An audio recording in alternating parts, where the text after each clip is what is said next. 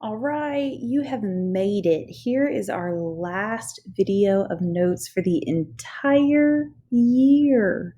I know, I am just as excited as you are, although I really wish that we could be doing this in class and I could see all of your smiling, if not grumpy, groaning faces during math class.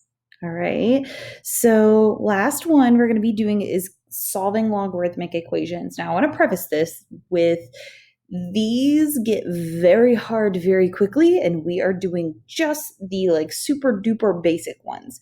So no worries, it shouldn't be too bad as long as you remember how to convert a log equation into an exponential equation. So our steps are, I normally have more steps than this. Really, our step is going to be log on the left, put in exponential by using the e, right? And then solve for x. That's it.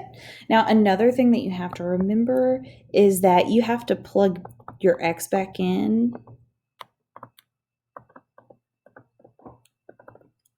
Okay, plug your x back in to give a positive argument.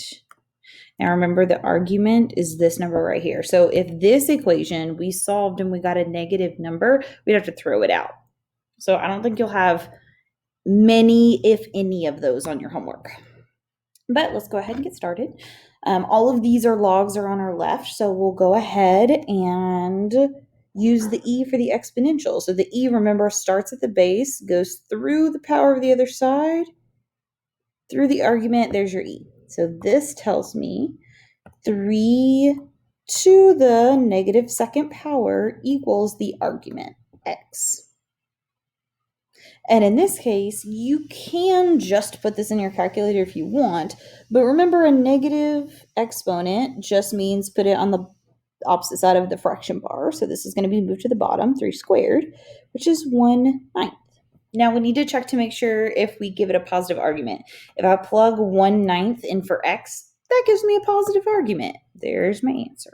Let's look at number 8. Again, the log is on the left. All we got to do, make my e. So I do 5 to the power of the other side is 4 equals x.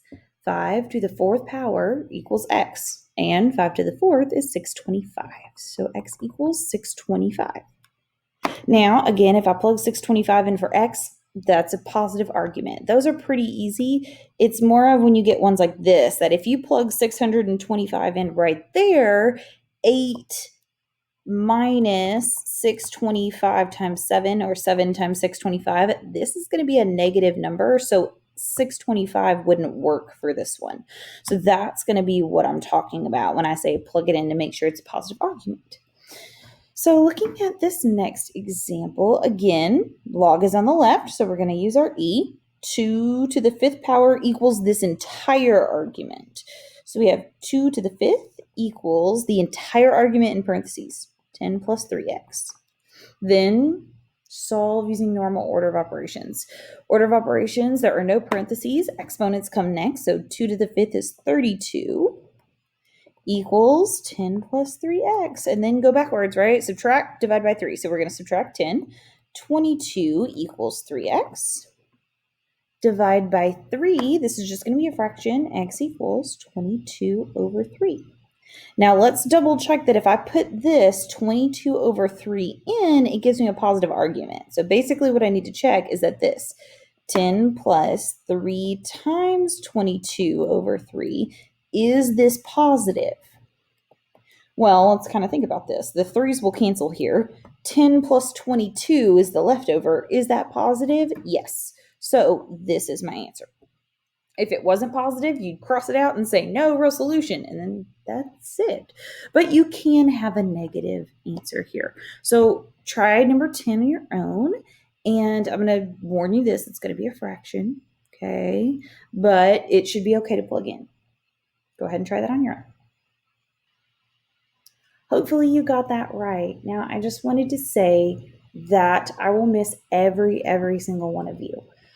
If you ever need any help for any reason, please don't hesitate to contact me. Email me, find me over Facebook, whatever you want to do. I miss all of you and love all of you to death. You have 1 or 2 more weeks. We got it.